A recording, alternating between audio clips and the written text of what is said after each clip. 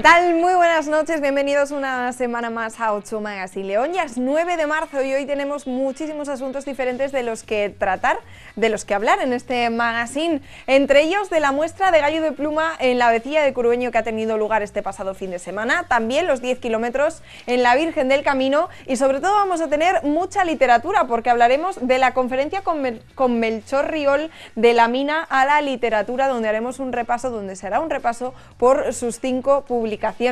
También hablaremos de sonetos de Juan Matas, no sus sonetos, sino los sonetos de Góngora, una publicación muy extensa y muy amplia donde, bueno, pues podemos encontrarnos todo tipo de información acerca de los más de 200 sonetos que se encuentran recogidos en ese título. Además tendremos la Plaza de tu Pueblo, tendremos por supuesto nuevas consultas y nuevas preguntas resueltas junto a Pablo Roberto de RBH Global y, por supuesto, siendo lunes, comenzamos desplazándonos hasta la clínica del doctor Fernando Rodríguez. Pero antes, claro, siendo hoy 9 de marzo, queremos compartir con todos ustedes las imágenes que nos llegan desde San Pedro de las Dueñas, en el Páramo, porque las mujeres de esta localidad y de alguna más se reunieron en el Salón del Pueblo para conmemorar el Día Internacional de la Mujer. Lo hicieron el sábado, por adelantado, 50 mujeres cenando juntas y disfrutando de una velada estupenda para celebrar ese día por ellas.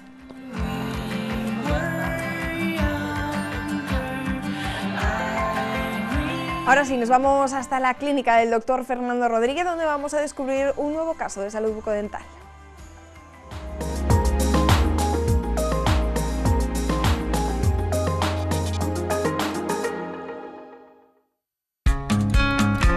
Estamos aquí un lunes más en la clínica dental del doctor Fernando Rodríguez. Muy buenas. Muy buenas tardes. Me encanta el caso del que vamos a hablar. Ya avisamos, no hay sangre.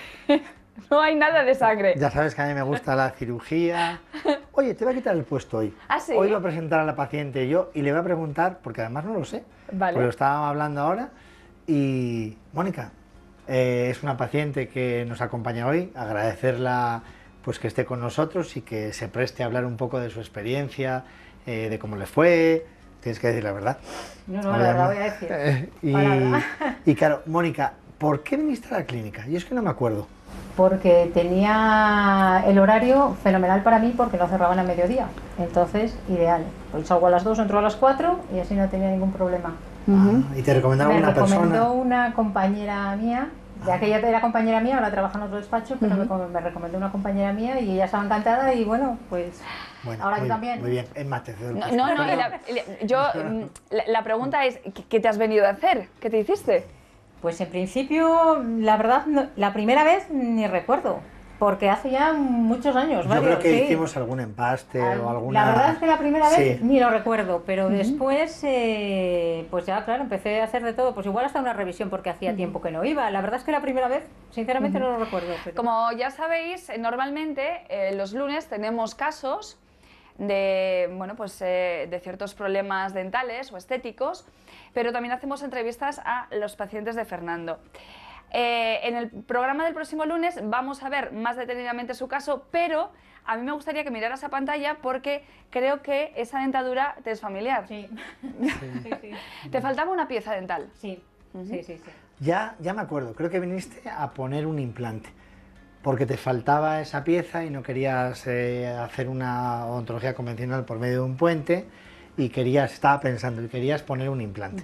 Y a partir de ahí pues te lié un poco yo y hicimos más cosas. No, pero bien, porque íbamos a estropear 2 piezas que estaban sanas, me dijo, entonces bueno, que la solución podía ser la ortodoncia invisible.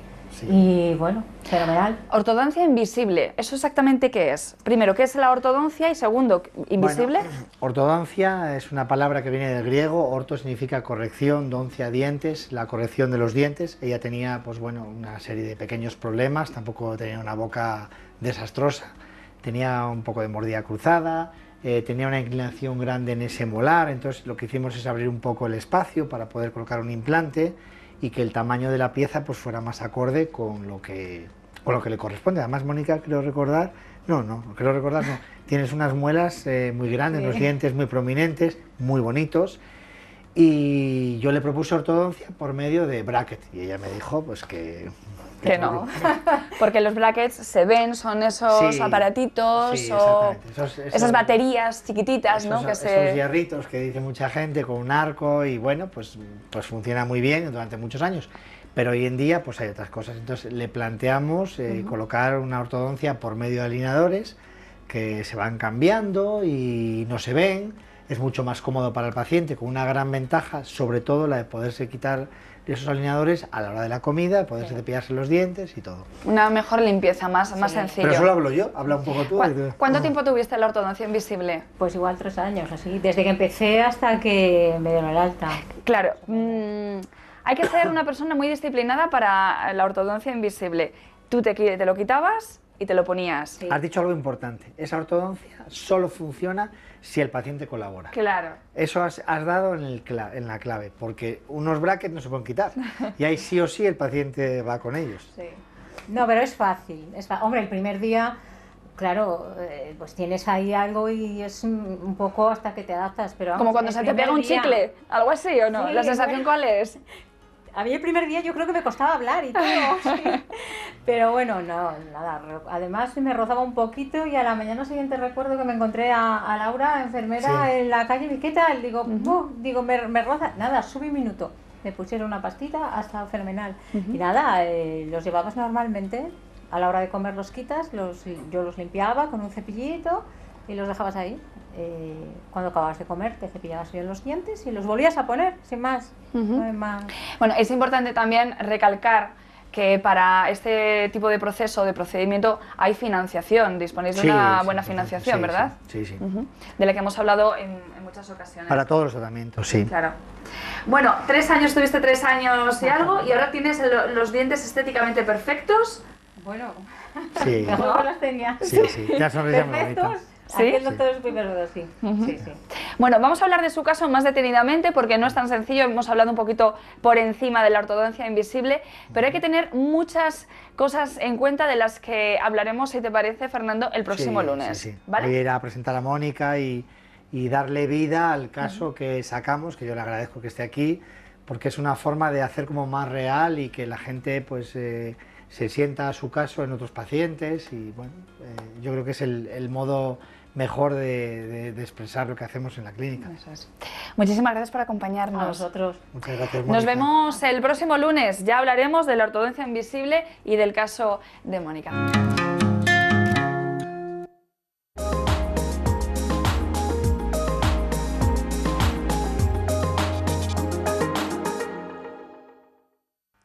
La próxima semana más salud bucodental y ahora es el turno de hablar de asesoría, de resolver esas preguntas que nos hacen llegar a través de nuestro correo, a través de las diferentes vías que siempre les recordamos. Ya tenemos con nosotros a Pablo Roberto de RBH Global. ¿Cómo estás, Pablo? Muy bien, buenas noches. Bueno, hoy vamos a hablar de 2 asuntos que son de actualidad, que los hemos tratado ya en alguna ocasión un poco por arriba, pero que siguen generando esas dudas entre pues, todos los leoneses, como son esas reclamaciones bancarias relacionadas pues, con esos préstamos hipotecarios, relacionados con las tarjetas revolving. Cuéntanos un poco cómo está la cosa. Bueno, pues tenemos 2 sentencias que son de máxima actualidad. Una del Tribunal Superior de Justicia de la Unión Europea en relación con el IRPH, que parece un poco ahora la palabra de moda. Yo entro en internet y no sé si es porque es lo que busco yo, pero está cada poco reclame el IRPH, ¿qué es? Bueno, pues esto es lo primero, que ya por fin tenemos un criterio consolidado sobre lo que es, no sobre lo que es, sobre si jurídicamente se puede o no reclamar, porque ya hemos llegado a la más alta instancia, que es el Tribunal Superior de Justicia de la Unión Europea.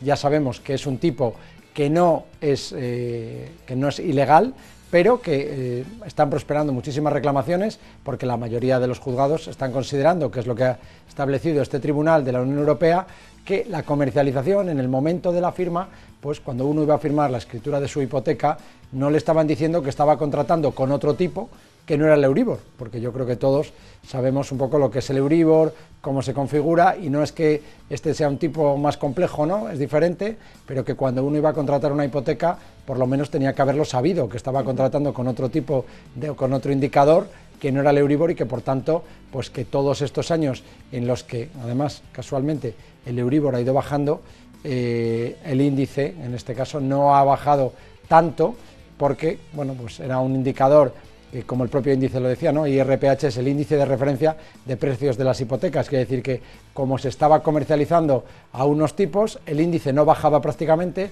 y la gente que tiene este indicador ha pagado bastante de más durante este tiempo, con lo cual lo que está sucediendo ahora es que en el caso de que alguien tenga este indicador del IRPH, pues lo que hay que ver es cómo se comercializó, qué información tenía, si era un indicador que él había pedido, si sabía lo que era y si no era el caso, pues retrotraer estas hipotecas al Euribor y todo eso que se haya pagado de más, solicitar la devolución más los intereses que procedan. Eso es lo que hay ahora mismo, la última sentencia de actualidad hablando sobre el IRPH, que además ha sido la semana pasada, con lo cual pues no nos ha dado tiempo a comentarla antes y bueno, pues es ahí un poco lo que estamos ahora mismo trabajando. Está yendo muchísima gente por el despacho para ver pues cómo reclamarlo eso y siempre decimos que cada caso es un mundo, pero en este caso más porque hay que acudir a las circunstancias personales de cada uno y al conocimiento de cada uno. El otro día, por ejemplo, estaba hablando porque este es un indicador que se ha utilizado muchísimo, por ejemplo, en las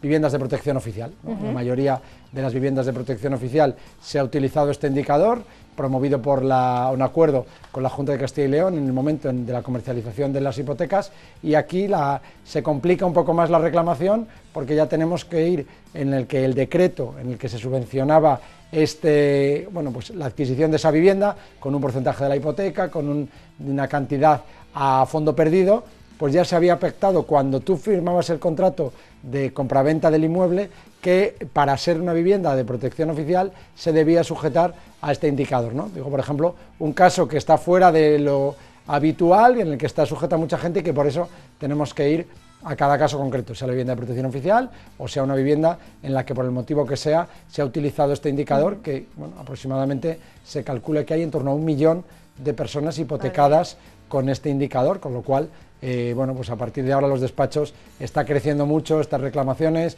preguntando y veremos a ver un poco cómo evoluciona porque ya por fin tenemos una jurisprudencia consolidada, pero tenemos que ir caso por caso y al juzgado competente para ver si la comercialización ha sido correcta, si se ha sido lo suficientemente transparente en el momento o no, que eso es lo que va a dar lugar a que se nos aplique un indicador u otro.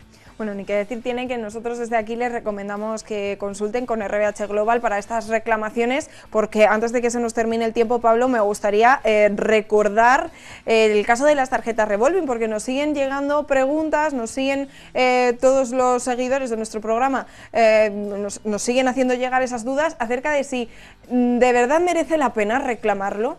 Bueno, pues mira, el Tribunal Supremo ya ha dicho que estas tarjetas que se utilizan por las grandes superficies, hay una, pues, por ejemplo, la tarjeta más comercializada, que es la tarjeta Within, que hay mucha gente que seguro que nos está escuchando que la tiene, pues todas estas tarjetas han sido declaradas usura porque aplican un interés por encima del 20%, intereses del 27, del 28%, y por tanto todo esto que uno ha pagado de más tiene derecho a reclamarlo, porque claro, en muchos casos no acaba, por eso el nombre de revolving, no acaba nunca de pagar la deuda y por tanto todo esto que está revuelta en la que uno entra en pagar, intentar pagar y no acabar de pagar, es lo que se ha declarado con estos intereses usurarios por parte del Tribunal Supremo como algo absolutamente ilegal y que hay que reclamar el que se encuentre en esta situación para que le devuelvan todo lo que ha pagado de más. Bueno, pues no dejen esas dudas en el tintero, siempre consulten con los mejores profesionales, que ya saben que los encontramos en RBH Global. Pablo, como siempre, muchísimas gracias. Muchas gracias a vosotros. Y a ustedes en casa, recordarles que pueden formular esas preguntas a través de nuestro correo electrónico 8masileon@rtvcil.es o también directamente a través de las redes sociales de RBH Global, como es, por ejemplo, el Twitter, el Facebook, a través de la web, directamente vía telefónica, o sea que tienen muchísimas vías para no quedarse con esas dudas y sobre todo, bueno, pues hacer las reclamaciones oportunas si es que tienen algún caso parecido al que hoy hemos comentado. Nos vamos a ir unos instantes a publicidad, a la vuelta, ojo, porque vamos a hablar de muchos asuntos, de los que han sucedido este fin de semana y de los que están por suceder en los próximos días, vinculados especialmente a la literatura.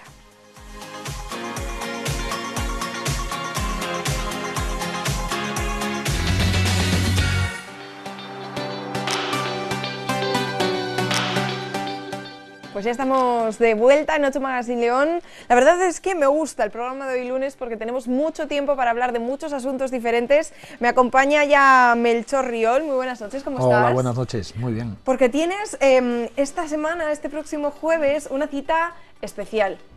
Podríamos definirla así. Pues una cita por lo menos interesante, dentro de lo que cabe interesante, ya que es una forma de dar un poco a conocer mi trayectoria dentro del mundo de la literatura, y eso, para quien todavía es un perfecto desconocido, pues es algo que es bastante interesante. Porque, bueno, cada uno al final se involucra o se sumerge dentro del mundo de la literatura por unas circunstancias o por otras.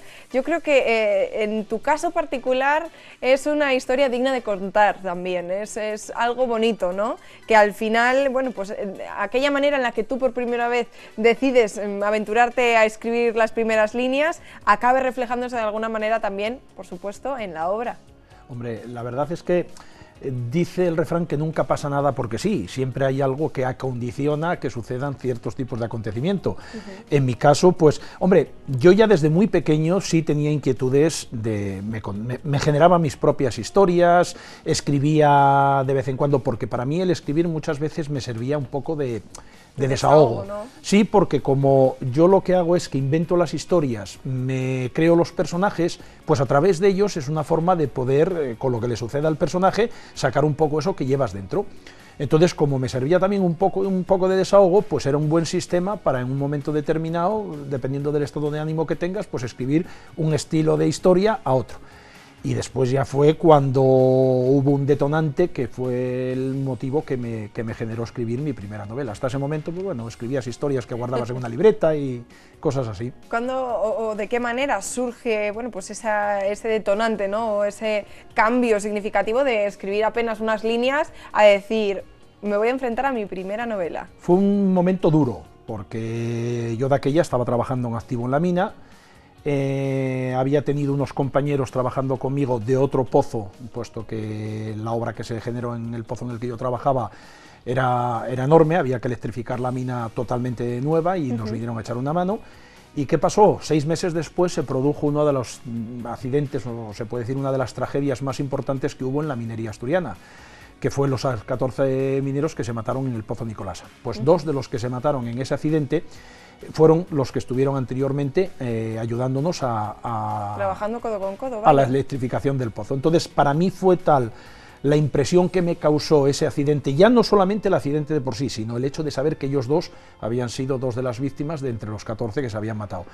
Que entonces, la verdad que es que me dije a mí mismo, mira, yo tengo que para poder sacar esa rabia contenida que tenía dentro, yo tengo que escribir una historia novelada en el que pueda dar vida a todos los entresijos que hay dentro de la mina, tanto situaciones de amistad, de enemistad, bromas, el día a día, cómo se vive, con las familias, todo, pero principalmente esa historia basada en lo que es la tragedia de la mina. Entonces, un pequeño homenaje también. Sí, ellos, ¿no? Sí, de hecho la novela está dedicada a los 14 mineros que se mataron en ese pozo. Entonces quería reunir todo en global, porque en la mina existe un grado de amistad que muchas veces te descoloca, porque yo he tenido compañeros que se llevaban a matar, pero después en un momento determinado pasarle algo a uno y el otro, si tenía que escarbar con las uñas, escarbaba con las uñas por buscarlo. O sea, veías situaciones que realmente te impactaban.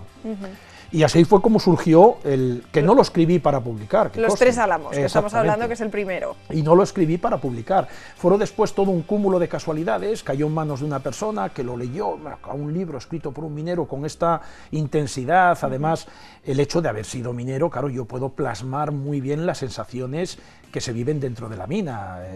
Yo mastiqué el polvo del carbón, yo sentí ese ruidillo que te hacen los dientes cuando rechina el carbón dentro de la boca, esa sensación de respirar el polvo en un momento determinado, o la angustia que te crea cuando tienes que entrar en una zona un poco estrecha.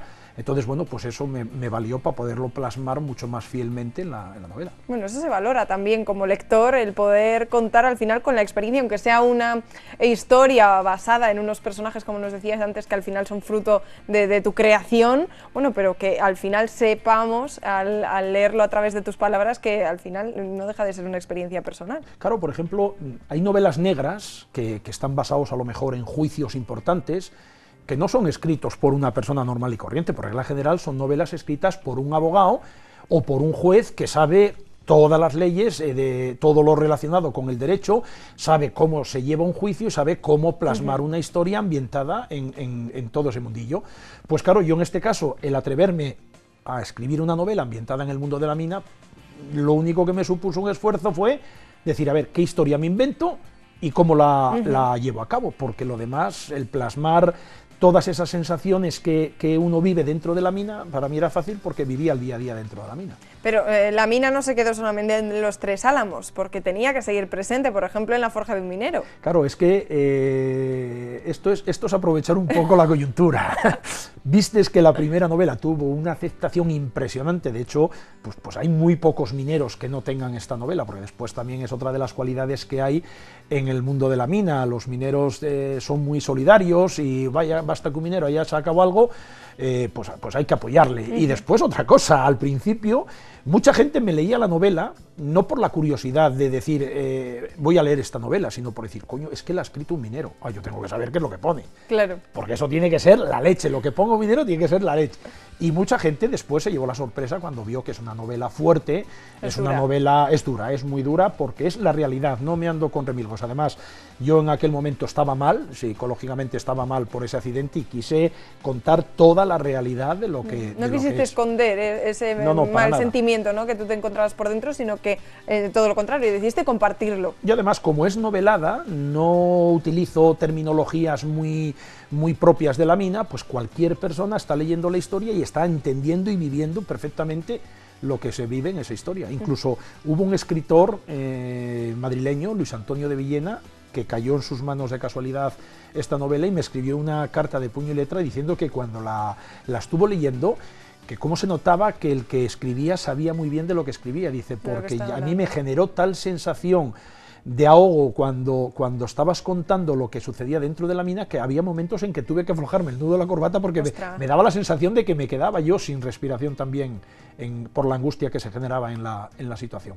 Qué bárbaro. Bueno, de todo esto estamos hablando porque decíamos al principio, este jueves tienes una cita con todo el que quiera acompañarte, en este caso, en el Instituto Leones de Cultura. Será este jueves 12 a las 8, una conferencia que se llama De la mina a la literatura, por eso hoy estamos hablando de esto, pero decíamos, bueno, fundamentalmente las dos primeras novelas son para sumergirnos y mimetizarnos con lo que es el mundo minero, pero bueno, has ido investigando también otros campos. Hombre, vamos a ver, es que aquí vivimos en un país en el que te encasillan por nada, solamente hay que ver en televisión que cualquier cosa que hagas ya rápidamente te catalogan como ello. Pues a mí me encasillaron y a mí ya solamente se me conocía como el escritor minero y parecía que no sabía escribir de ninguna otra cosa que no fuese ambientado en el mundo de la mina.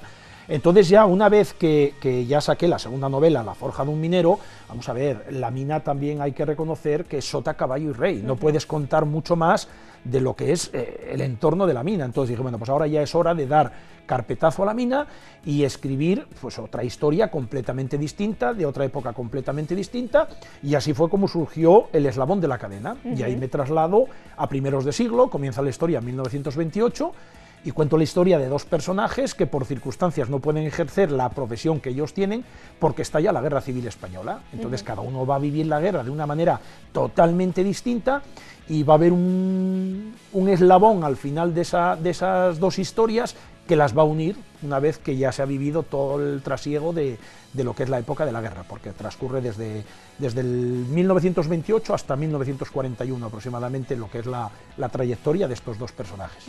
De todas maneras, bueno, estas novelas, por lo que veo, te gusta bastante escribir desde la experiencia, desde los sentimientos de cada uno de estos personajes. Hombre, es que es la mejor forma de poder plasmar y matizar, y además que a mí, si hay algo que me gusta a la hora de escribir es intentar hacerlo de manera que quien lo esté leyendo pueda meterse de lleno en el personaje, pueda somatizar con el propio personaje. Y poder vivir lo que en ese momento ese personaje está viviendo. Entonces sí es verdad que me gusta darle vidilla a la situación. Vamos a continuar con la cuarta de las publicaciones que nos has traído, La noche de los gamusinos.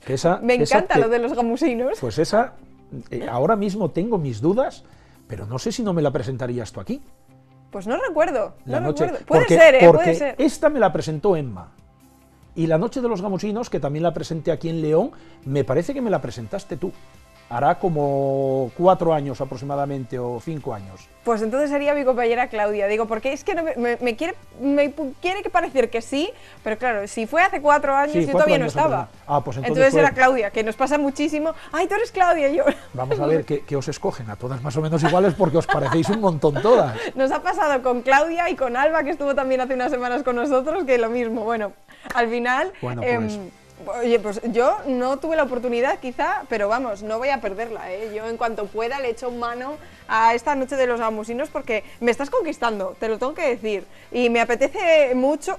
Uy, viene al revés la... Sabía que te ibas a llevar el chasco. Se confundieron y pusieron la portada al revés.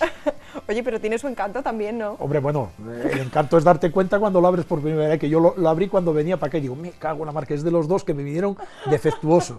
Bueno, no pasa nada. Dame así 4 pinceladas de lo que es La noche de los gamusinos. La noche de los gamusinos no es ni más ni menos que un homenaje a la adolescencia de los años 70. Ahora se vive la adolescencia de una forma, a 100 por hora y con una tecnología que no te permite prácticamente el comunicarte con los demás. Todo es a través de PlayStation, de tal. Entonces yo realmente tengo añoranza de aquella época y lo que cuento es la historia de 14 chicos y chicas, son de distintos puntos de España, no se ven durante todo el año, pero durante los meses de julio y agosto veranean en un pueblo de la montaña de León, en Valdelugueros.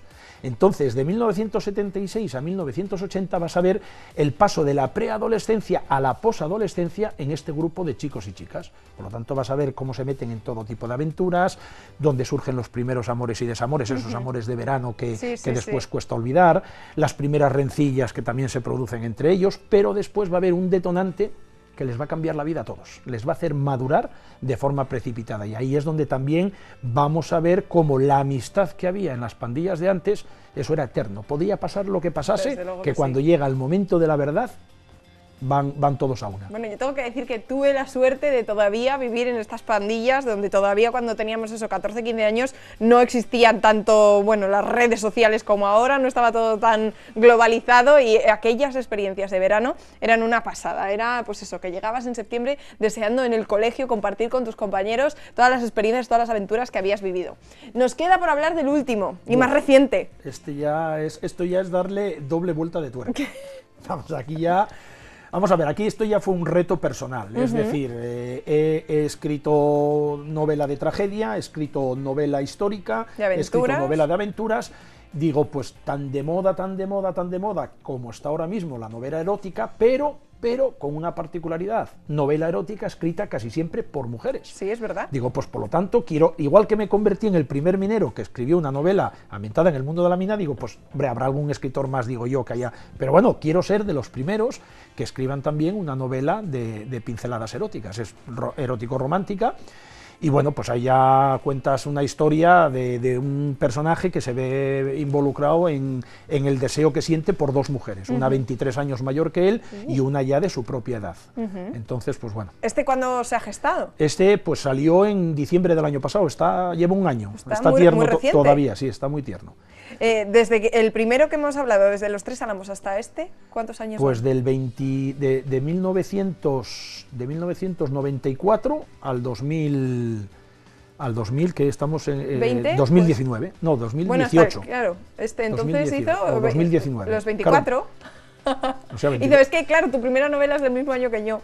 Pues entonces, claro, así fuiste tan rápida sacándole el tiempo que hace que salió. Eso es. Bueno, yo quisiera invitar a todo el mundo a que este próximo jueves comparta esa cita contigo, porque creo que lo van a disfrutar muchísimo, creo que va a ser una cita muy amena además, sí, y sobre todo... Es una forma de ver cómo mis comienzos, que fueron como minero, cómo surgió el primer detonante. Además, en estas charlas que suelo dar de la mina a la literatura, cuento un poco también pues, los momentos que viví en la mina, aquellos momentos que después te sirven de motivación para poder después de escribir las historias. Entonces, bueno, después va pasando el tiempo, para que veas lo que son las cosas. Yo escribí sobre la tragedia de la mina y después, poco tiempo después de sacar la segunda novela, el que tuve el accidente fui yo, me jubilaron de la mina por ese accidente, pero ya dejo la mina atrás, por eso de la mina a la literatura, dejo un poco la mina atrás, pero sigo con el entorno literario y sigo pues, intentando crear historias que gusten a los lectores, que ese es el principal objetivo. Pues este jueves 12 a partir de las 8 de la tarde en el Instituto Leones de Cultura, allí tienen una cita con Melchor y seguro que la van a disfrutar muchísimo. Melchor. Yo encantado de ver, porque oye, a la hora de tener que hablar, pues no hay cosa más bonita que poder hablar ante gente que te está prestando atención y que tiene interés por un poco conocer algo que no es muy común, el ver un minero que ya lleve 5 novelas publicadas. Bueno, y que venga la sexta. Vendrá. Melchor, muchísimas gracias por acompañarnos este ratito hoy en Pues venga, gracias a vosotros por vuestro tiempo. Y a ver si la próxima sí que coincidimos. A ver. Y la presentamos juntos aquí. Por cierto, hace poco coincidimos tú y yo en la plaza de la catedral, ¿eh? Ya me lo han dicho. Y aquella que está tras bambalinas. Oye, si ustedes lo recuerdan, fue ese día del especial de la radio que salimos a la calle con micrófono de radio, con micrófono de televisión, con cámaras, con todo tipo de aparataje para vivirlo de una manera especial. Y Melchor, bueno, pues la verdad es que fuiste uno de nuestros invitados estrella ese día, bueno, uno de nuestros colaboradores estrella. Sí.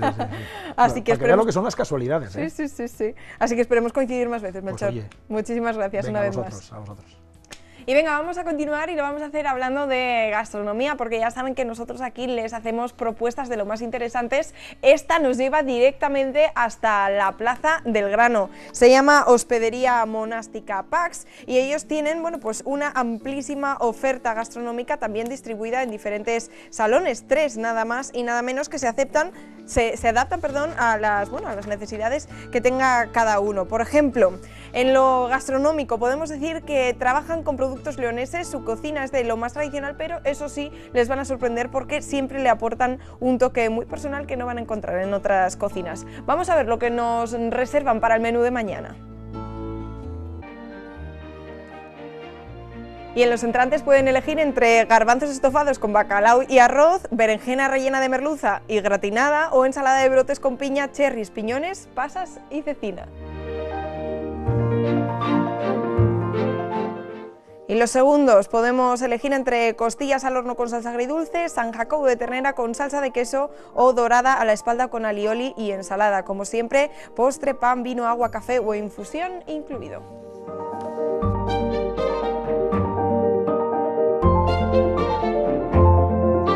Y ahora es el turno de hablar de una de las tradiciones de la montaña leonesa. Nos vamos a ir hasta el Curueño, donde este fin de semana han recibido la edición número 24 de su muestra de gallo de pluma y mosca artificial en la Vecilla. A las puertas de que arranque la temporada de pesca de trucha en los afamados ríos de la provincia de León, la Vecilla inaugura la 24 edición de su feria de mosca de pluma de gallo, porque aquí está la cuna del mejor gallo de León.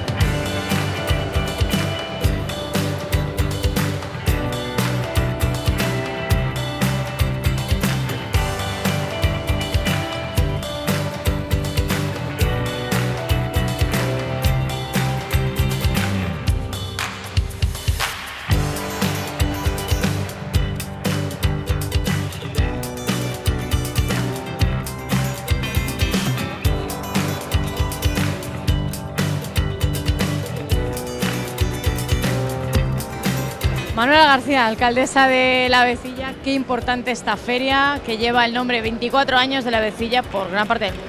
Sí, la verdad que muy emocionada porque ya son 24 años y bueno, las respuestas de la gente, que todos los años tenemos esta influencia, para mí es un orgullo.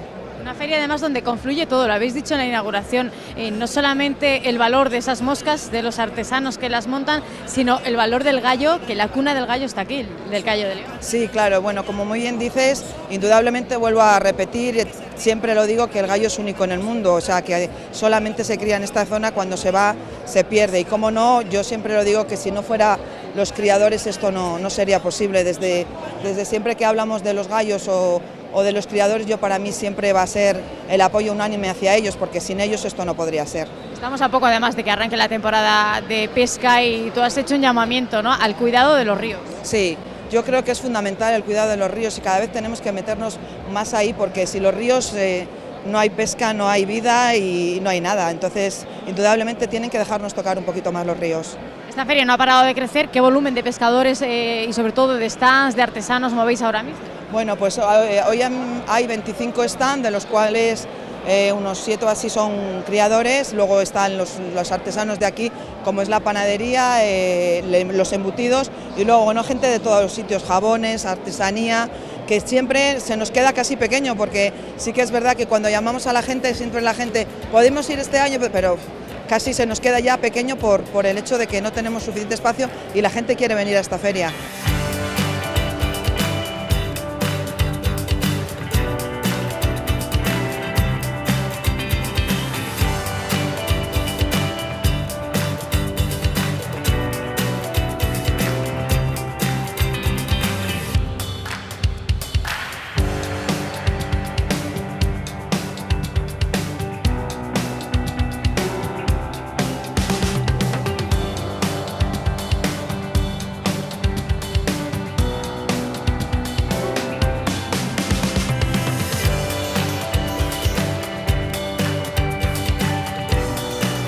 Se trata de imitar la mosca que sale natural del río, imitando las alas, y la manera más mejor que hay es con la pluma esta de los gallos nuestros.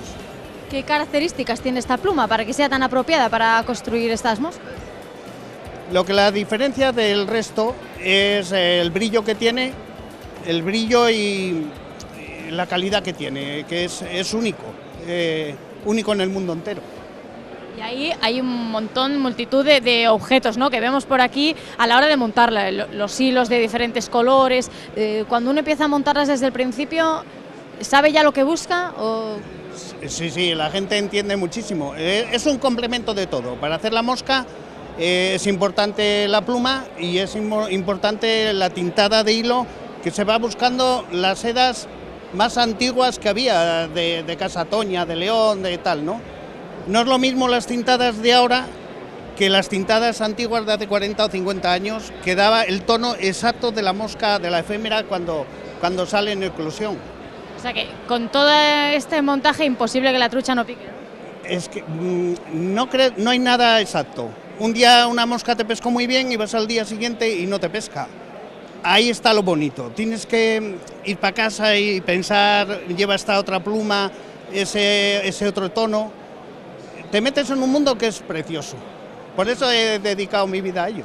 Tú que estás metida en este mundo, que tu marido, Quino, lleva muchísimos años, ¿faltan mujeres en esto de aprender la técnica? Bueno, la pesca está mal. Hace unos años, yo llevo 35 años casada, y entonces desde que me casé me dedico a esto, que no sabía ni que existía.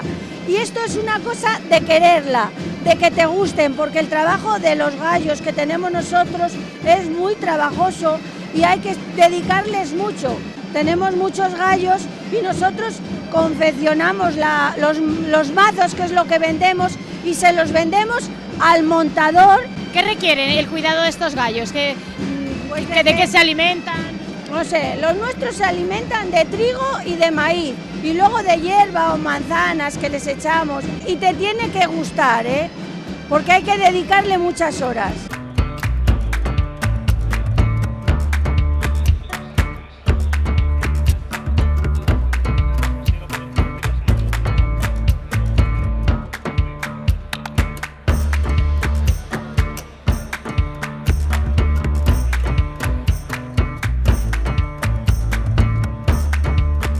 Imposible venir a esta Feria de la Avecilla y no encontrarse con referentes en el mundo de la pesca como Eduardo Carmona. ¿Cómo estás? Pues estupendamente, sobre todo si me encuentro entre gallos, amigos de la pesca y el mundo en general de la pesca, porque es maravilloso. Pescador y periodista, qué importante esta Feria de la Avecilla. Mira, tan importante que es el punto de encuentro de pescadores de toda España. incluso me atrevo a decir de otra parte de España, como es más allá de los Pirineos. Aquí tenemos una tienda justo al lado que viene de Francia, la de Antonio López, tiene nombre y apellidos españoles, pero es francés la firma. Y quiere decir que algo tiene la Feria del Gallo de la Vecilla para que vengan personas a vender artículos de pesca a la Vecilla, a León. Es curioso. ¿Es la pluma del gallo? ¿Es la técnica de montar la mosca? ¿Qué es exactamente lo que les atrae? Lo es todo, mira, principalmente es el gallo de León. Y yo soy un enamorado del gallo de León porque es algo que tenemos único en nuestra tierra. Y sin embargo, lo estamos denostando de tal forma que está tirando a desaparecer cada año más. Y es una pena que algo que es tan nuestro, como la bandera de León, incluso, desaparezca. ¿Por qué? Las autoridades, y lo digo de cara a la tele, las autoridades tenían que hacer algo más, porque los criadores no pueden con todo. Los criadores solamente entre vacunas, piensos y a trabajar ya es suficiente. ¿Qué volumen de pescadores montan sus propias moscas? ¿Es habitual que lo hagáis o las compráis hechas? Un poco cómo funciona. Yo veo muchísima gente aquí mirando catálogos, eso quiere decir que la técnica ya ha comprado lo suyo. Yo ya he comprado plumas. ¿Por qué? Porque soy montador desde hace un montón de años y hago mis propios mosquitos. Pero eso no quiere decir que todo el mundo los haga. Lo que quiere decir es que hemos tendido el pescador, sobre todo los más antiguos, a aprender a hacer nuestras propias moscas, porque como nosotros, nadie las conoce. Nadie las conoce, de verdad. Pues bueno, buena pesca que tenéis ahora por delante, que se abre la temporada, Eduardo. Una temporada que esperemos sea buena, porque ciertamente hay que decir que desde que se hizo la pesca sin muerte, nuestros ríos se han recuperado, pero todavía necesitan más.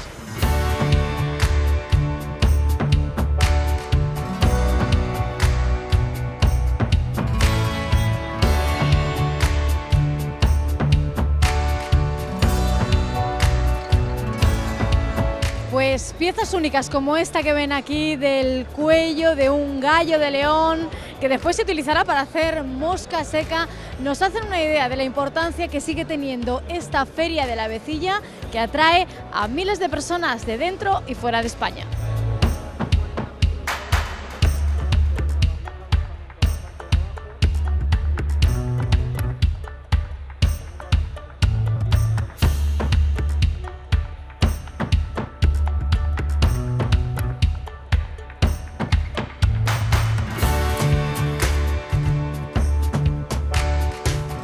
Recordemos que además son unos gallos únicos en el mundo que han tratado, bueno, pues de llevarlos a otros puntos y que no ha sido posible, bueno, pues que se desarrollasen y evolucionasen para poder extraer estas plumas con ese brillo y ese color tan característico.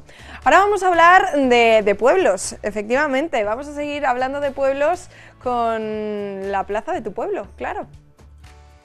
Plaza, dícese de ese lugar habitual para celebraciones multitudinarias al que suelen afluir varias calles. La plaza del ayuntamiento, la plaza de la iglesia, la plaza del fuente, la plaza del jardín, la plaza mayor o simplemente la plaza de tu pueblo. Y esa es la que queremos conocer.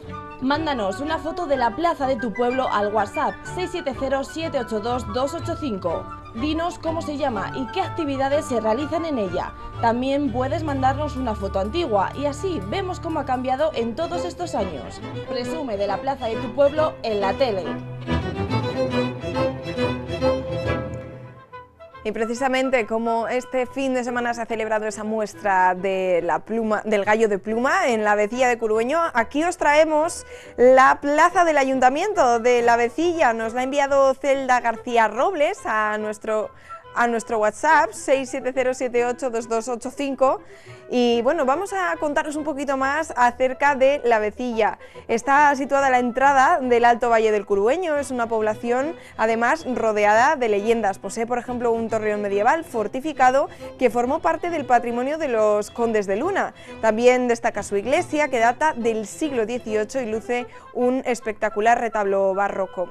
Decíamos, la Vecilla en estas fechas además se convierte en un gran atractivo como zona de cría de gallos, precisamente cuando está a punto de empezar la temporada de pesca.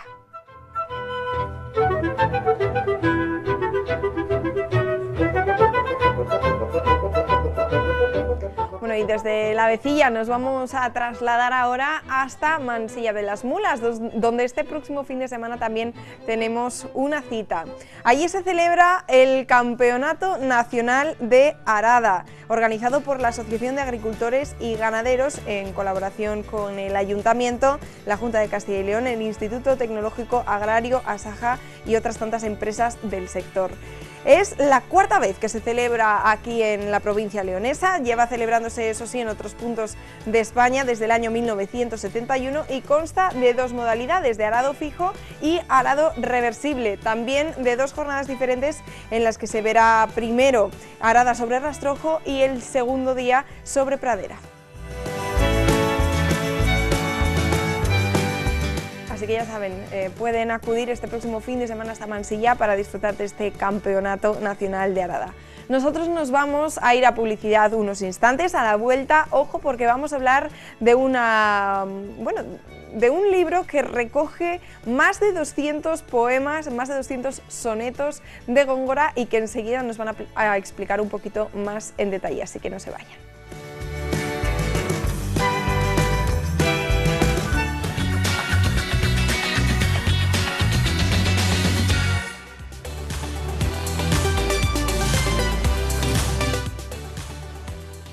Seguimos con el magazine de hoy lunes y me gusta especialmente este programa porque le estamos dedicando muchísimo tiempo a la literatura. Bien es cierto que antes estábamos hablando más de, bueno, pues de novela de aventuras, de novela romántica, de novela erótica. Ahora vamos a tratar una literatura totalmente diferente, pero bueno, en definitiva literatura, dar a conocer los clásicos también es un papel fundamental que tenemos que desempeñar nosotros desde aquí, desde Chomagas y León. Así que les presento a nuestros siguientes invitados, Juan Matas y José Luis Chamosa. Muy buenas noches. Hola, buenas noches. Estábamos comentando antes de empezar que el libro que nos traes entre manos, Juan, da vértigo. Parece un arma arrojadiza. Sí, me parece a mí que es también eso, arma arrojadiza, arma defensiva, por el volumen, por el tamaño, es bastante exhaustivo, 1740 páginas. Casi nada. Dito que contamos con la suerte de que la editorial ha sido benévola con el lector y ha utilizado un papel muy fino, casi papel de Biblia, y aún así, claro, no obstante, el grosor es realmente... da miedo. Pero yo creo que no solamente da eso, vértigo, ¿no? Utilizábamos esa palabra para expresar el tamaño de este libro, sino que también yo creo que incluso, a lo mejor sería vértigo la palabra para expresar que tan solo de Góngora, tan solo están recogidos sus sonetos y bueno, aparte parte del análisis sobre estos sonetos, pero y todo lo demás que escribió, tendríamos... pues no sé, 4, 5, 6 ejemplares como este. Sí, es tremendo. Si realmente se hiciera una edición de este calibre, ¿no? con la profundidad y el comentario minucioso de cada poema, sí, necesitaríamos una buena biblioteca para ver la obra de Góngora. Sí es cierto que no es Góngora de los escritores más prolíficos. Lope de Vega, sin duda, yo creo que es el que se lleva la palma de nuestro siglo de oro, y no sabemos exactamente las obras que escribió. Decía a los discípulos que más de 1500 obras de teatro solo.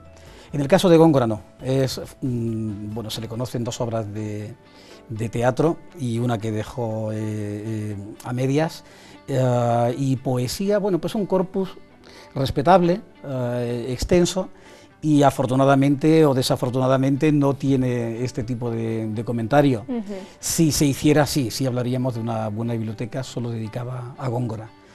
Pero entiendo que un poeta difícil, como es el caso de Góngora, o como podría ser también Quevedo, necesita comentario.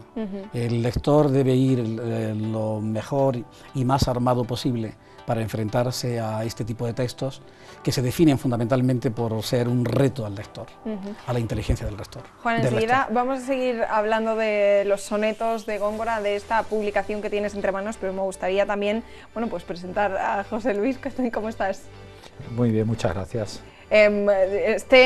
No tan partícipe dentro de estas obras, de estas páginas, pero sí partícipe de la cita que tienen todo el que quiera acompañaros este próximo viernes en la Casa de León en Madrid, porque vais a presentarlo.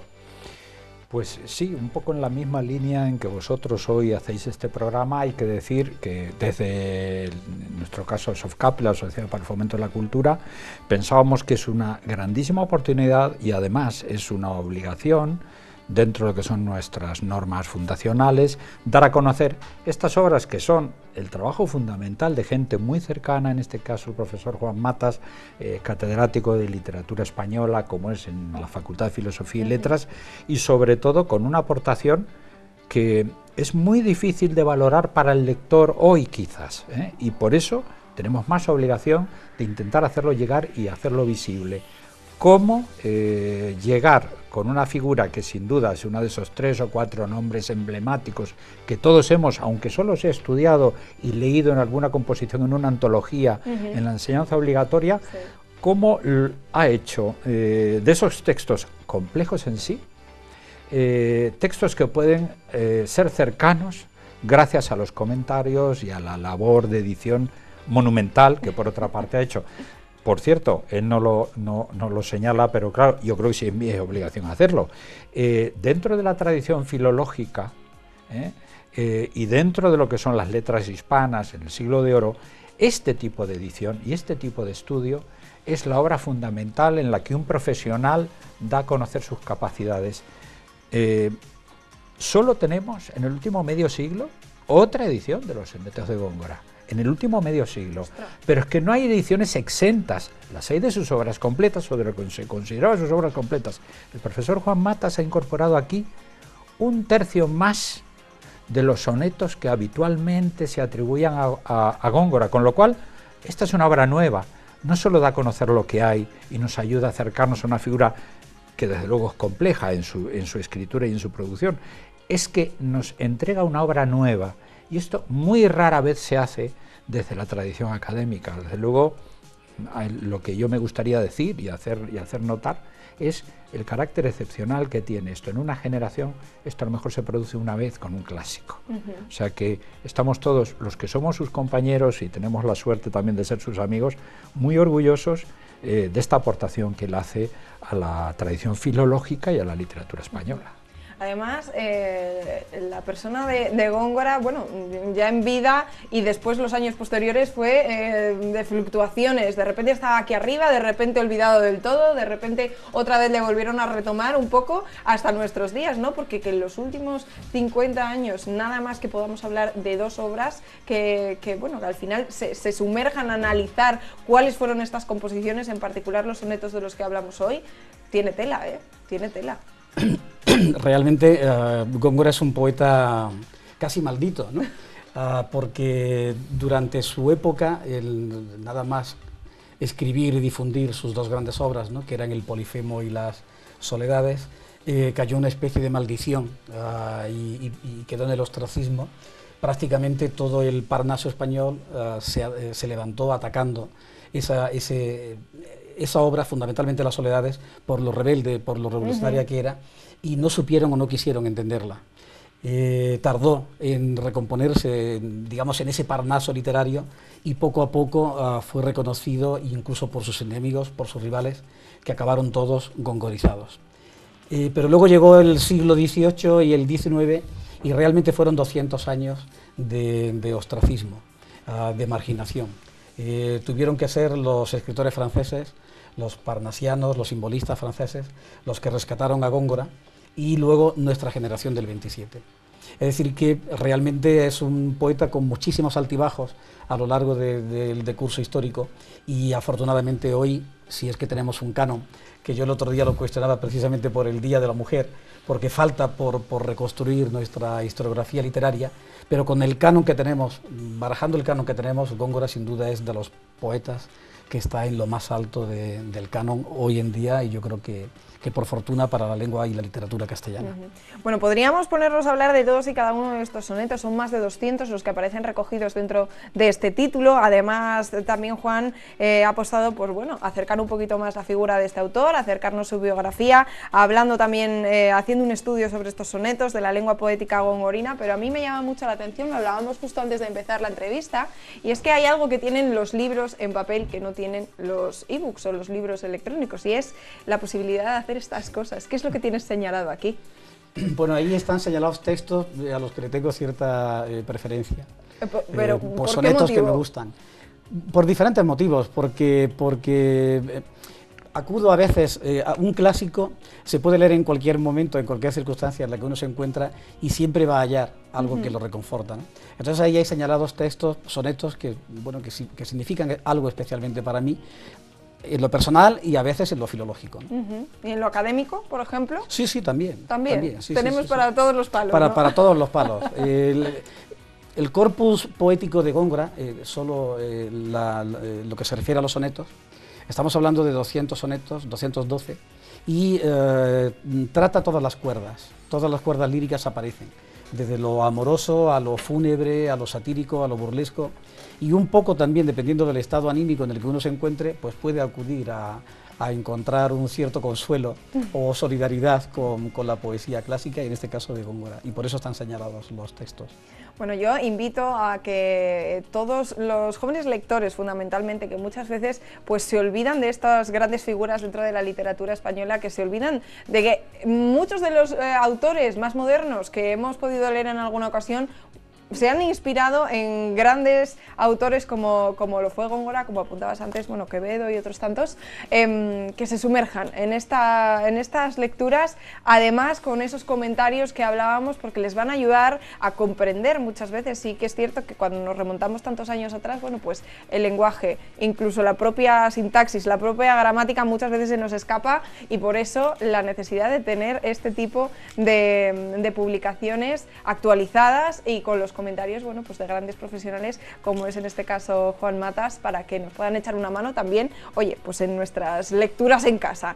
Chicos, se nos termina el tiempo. Yo, de verdad que podríamos estar hablando mucho más rato. Sí que es cierto que tenéis esta oportunidad de acompañarles este próximo viernes, a hacerse ese viajecito, esa escapadita hasta Madrid, y allí en la Casa de León, bueno, pues presentarán esta publicación que yo de verdad que les invito a que se sumerjan de vez en cuando en los poemas, en los sonetos, en esas obras quizá un poco desconocidas, ¿no?, de nuestros grandes autores de la literatura española, y que se dejen sorprender. Evidentemente, yo estoy de acuerdo totalmente con lo que dices. Hay que pensar que vivir la literatura y vivir a un clásico es vivir la vida plenamente.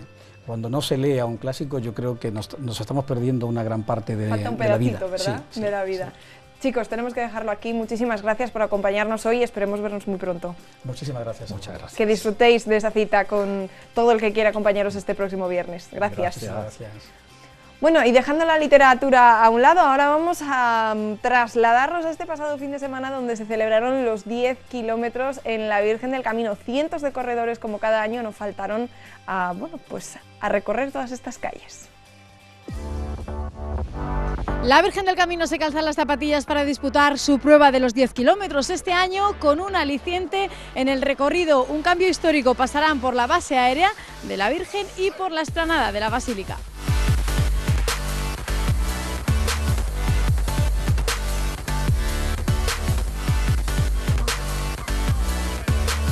Vosotros venís a competir, no a participar, ¿no? No, a participar. Luego a ver qué tal sale, pero a participar, que es lo importante. ¿Os habéis preparado mucho? Bueno, estamos a otras cosas. Esto forma parte de un entrenamiento para un objetivo que tenemos a largo plazo. Bueno, hacemos triatlón, entonces bici y nadar y correr un poco, así que a ver qué tal, pero en plan entrenamiento. Sí, hace muy buen día, así que seguro que bien. ¿A ganar? Sí, hombre, a pasarlo bien. ¿Qué tiene esta prueba de la Virgen tan especial? Nada, es muy rápida, el circuito es prácticamente llano y bueno, y se junta por lo mejor de todo León y alrededores.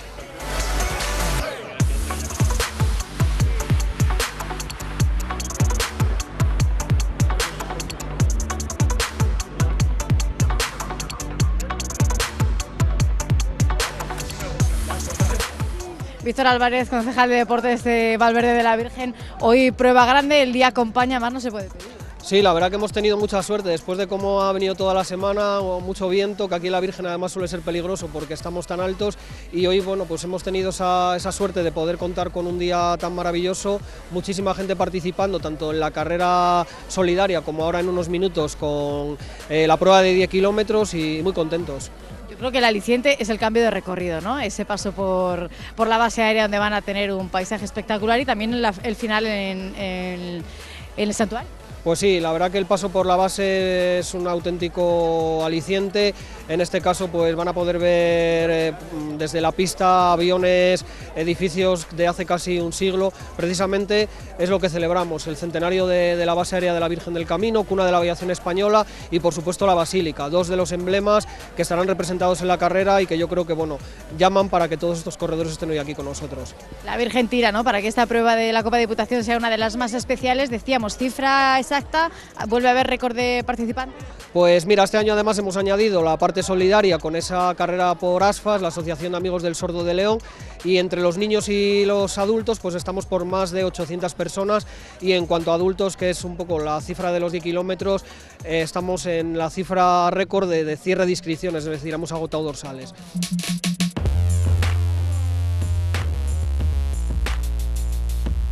Esta es la primera vez que vengo, la verdad, y bueno, pues por hacer una cosa diferente y algo más, hemos creado un grupo ahí en la base del Ferral de corredores, y bueno, pues para empezar a entrenarnos un poco con esta carrera que no está mal de 10 kilómetros, pues decidimos venir ahora por la mañana. De base a base, porque hoy el recorrido cambia, ¿no? ¿Qué os parece entrar ahí en la base aérea? Pues a mí me lo comentaron el otro día, no sabía que se entraba por la base y demás, así que pues nada, bien, ya que no solemos ir mucho, así la conocemos también, la base aérea. Para nosotros no es muy duro porque vamos... A ti nada, que vas marcando el ritmo. Marcando el ritmo. Yo creo que al final hay un repecho al final a partir del kilómetro 4 al 5, hay un repecho ahí que va a hacer un poco de daño. Aunque dicen que es rápida, ese repecho que hay que pasarlo 2 veces y justo a 1 kilómetro antes de meta es un poco durillo, ¿eh? ¿Es fácil tirar de la gente o qué? En el tiempo mío sí. Los tuyos van un poco más lento. Va un poco más lento y sí, va muy bien y muy agradecidos además. Esta prueba cada vez tiene más tirón. Hay muchísima gente y muy buen ambiente.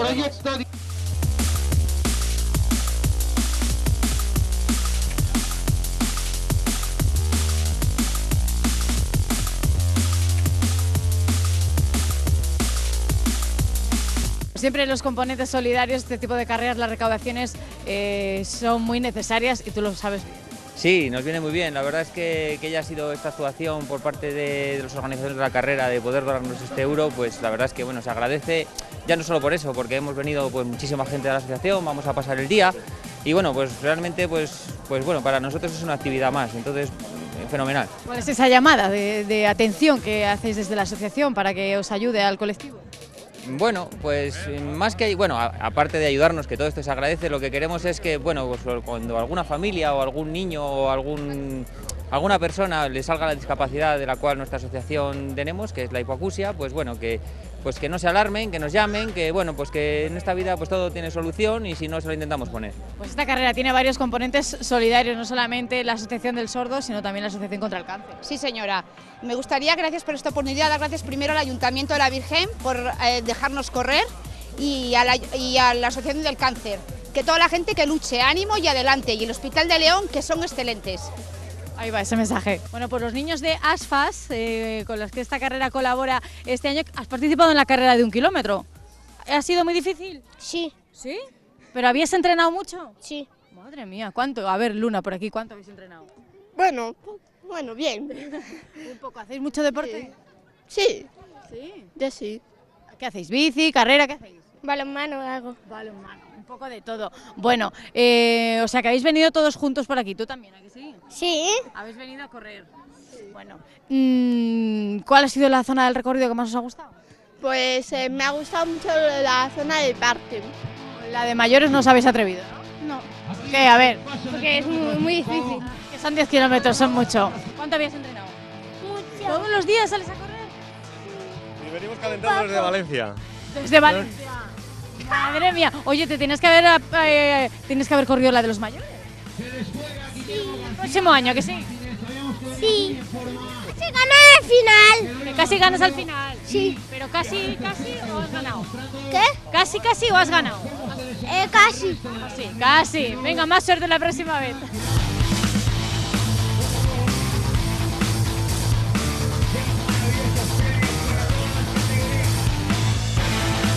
Ya lo han visto, León sigue demostrando su fuerza en estas carreras de la Copa de Diputación y en esta tan especial de la Virgen del Camino un año más.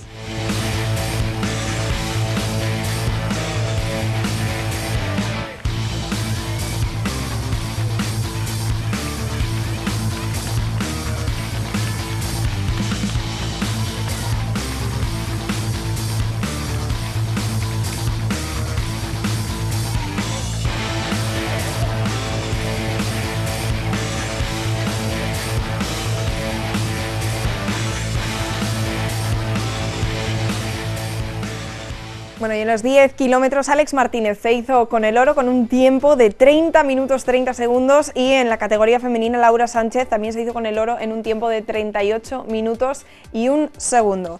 Nos vamos a ir ya, lo vamos a dejar, bueno, más asuntos que tenemos para tratar para mañana. Recordadles también que a partir de mañana se celebran las segundas jornadas culturales por el Día Internacional de la Mujer en Casa Botines. Toda la información que necesitan lo pueden encontrar en www.casabotines.es. Nosotros mañana a partir de las 10 nos vemos de vuelta aquí en 8 Magazine León.